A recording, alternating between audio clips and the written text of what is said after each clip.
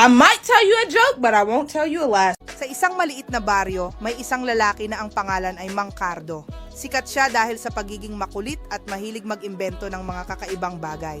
Isang araw, naisip ni Mang Cardo na magtayo ng negosyo, isang automatic taho machine.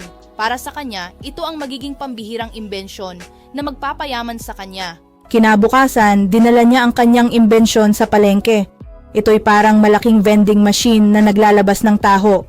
Ang siste, pipindutin mo lang ang button para sa taho, arnibal at sago.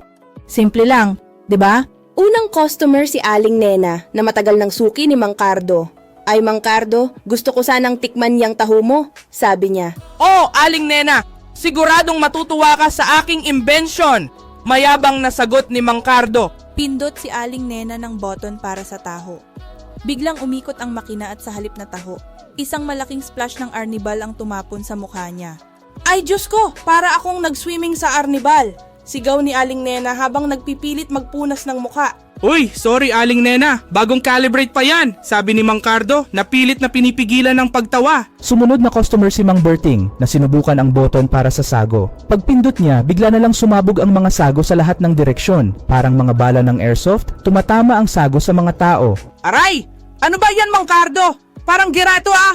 Sigaw ni Mang Berting habang iniwasan ang mga sago. Pasensya na Mang Berting, medyo sumusobra lang siguro ang pressure, paliwanag ni Mang Cardo sabay kamot sa ulo. Sa wakas sinubukan naman ni Mang Thomas ang button para sa taho mismo. Nang siya'y pumindot, umandar ang makina pero walang lumabas.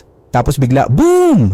Biglang sumabog ang makina at nilabas ang isang buhos ng taho na tumama kay Mang Thomas mula ulo hanggang paa. Di wow Mang Cardo, libre paligong taho pa. Biro ni Mang Thomas, sabay tawa ng malakas. Napakamot si Mang Cardo, sabay sabing, ay naku, parang kailangan pa yata ng konting adjustment, pero libre na yan ha. Simula noon, tinawag ng taho tsunami ang imbensyon ni Mang Cardo at kahit sablay, naging sikat ito sa buong baryo. Napapatawa at napapamahal ang mga tao dahil sa kanyang kakaibang negosyo kahit medyo delikado